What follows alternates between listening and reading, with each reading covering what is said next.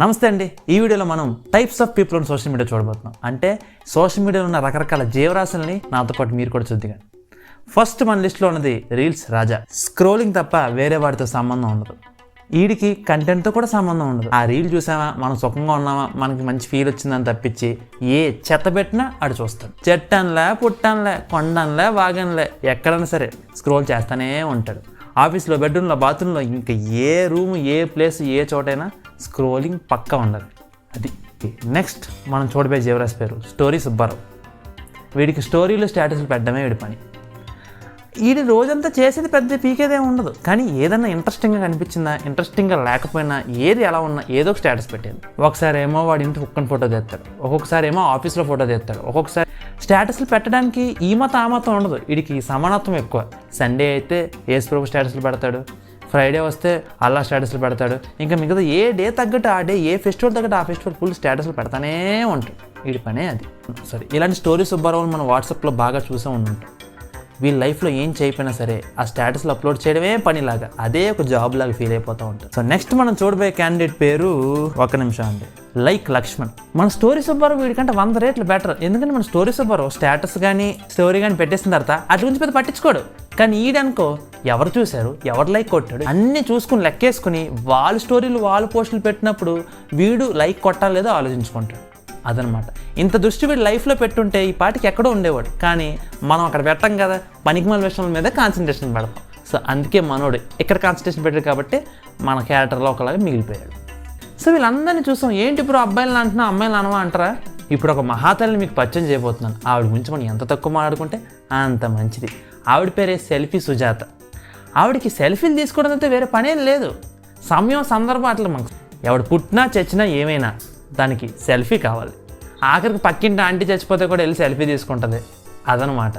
అంత ఫీల్తో తీసుకుంటుంది అనమాట సెల్ఫీలు. అది అంత డెడికేషన్ ఉండాలి లైఫ్లో.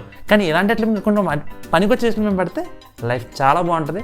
కానీ మన సెల్ఫీ సుజాత మహాతల్లి, ఆవిడకి ఎంత దూరంగా ఉంటే అంత మంచిదండి.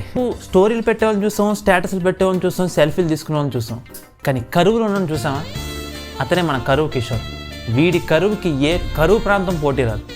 అమ్మాయి అయితే చాలు, లైక్లు, షేర్లు, కామెంట్లు, ఫుల్ మెసేజ్లు. గర్ల్స్ అకౌంట్ కనిపించిందా మెసేజ్ పెడతారు. నీ కళ్ళు నేరేడు పళ్ళు, బాబా బాబా, what a face, what a face, I love you, I want marry you. ఎడిది ఫేక్ అకౌంటా? అయినా పర్లేదు బ్రో, చాట్ చేయ బ్రో, ఏదో మంచి ఫీల్డ్లో ఉన్నాను, అలా కంటిన్యూ చేసేద్దాం. కానీ చెప్తాను. చూసారు కదండి ఇది వేరంగం. ఫేక్ అకౌంట్ అని చెప్పినా సరే వదలట్లేదు. అంత డెడికేషన్ అది. అదే మన కరువు కిషోర్ అంటే మామూలుగా ఉండదు.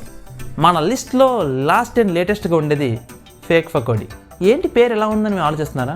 ఆడి పేరు తగ్గట్టు ఆడి బతుకంతా ఫేకే.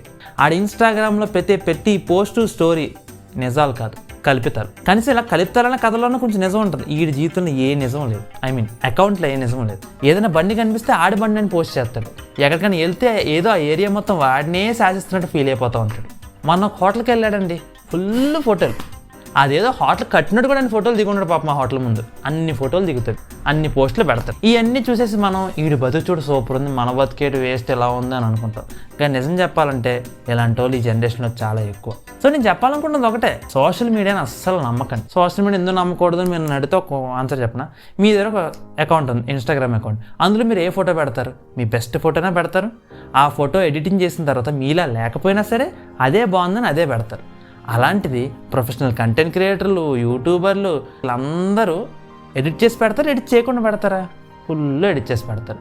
మనం ఎడిటెడ్ కంటెంట్ చూసేసుకుని ఆ రియల్ లైఫ్ తెలుసుకోకుండా మన లైఫ్ వేస్ట్, మన లైఫ్ వరస్ట్, వాడి లైఫ్ సక్సెస్ఫుల్, వాడు సూపర్, వాడు బంపరు. అక్కడ ఏం కాదు.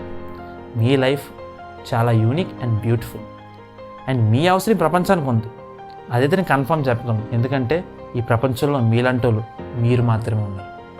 సో మిమ్మల్ని మీరు నమ్ముకోండి అండ్ మీ జర్నీలో ముందుకెళ్ళిపోండి. ఈ పకోడీ కానీ ఫేక్ పకోడీ కానీ అస్సలు పట్టించుకోకండి. అంతేనండి, ఈ వీడియో అంతటితో అయిపోయింది. ఇంక వచ్చే వారం మళ్ళీ కలుసుకుందాం మీ అభిమాన యూట్యూబ్ ఛానల్లో.